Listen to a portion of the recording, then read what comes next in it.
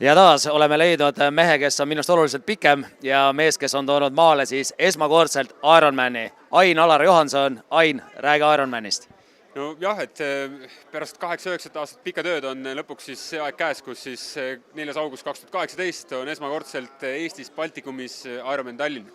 Ja see on tõesti erakordne sündmus, sest et selle nimel on pikk töö tehtud ja see, kuidas tõesti ühes suures Baltimaade pealinnas on võimalik võistelda Ironman distantsis, mis tegelikult toimub alles teises pealinnas, et Kopenhaagen on teine linn, kus on pealinnas see toimunud, on erakordne ja tänaseks on meil 811 inimest kirjas, me oleme 1,5 kuud avatud olnud ja need 2000 inimest saavad õige peaga täis, nii et need, kes kirja ei ole pannud, kiirustage. Ain, korda üle, mis need distantsid sellele täispikal Ironmanil on?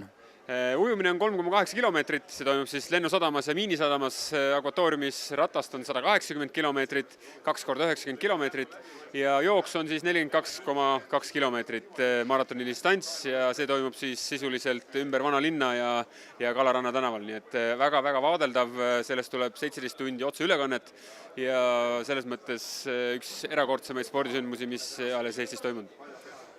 Nii et viimane aeg on 4. augustiks kirja panna ja veel saab, veel on kohti. Veel on kohti ja peab tunnistama, et nõudlus on väga suur ja mitte ainult Eestist. Kõige suurem rahvus on meil soomlased ja tänase päeva seisuga on teine suuruselt rahvus on venelased ja siis tulevad eestlased. Et kokku 41 riiki ja nagu öeldud, siis see nõudlus on ikkagi ülemaailmne, et nagu arvata oli. Aitäh, Ain, ja edu! Aitäh!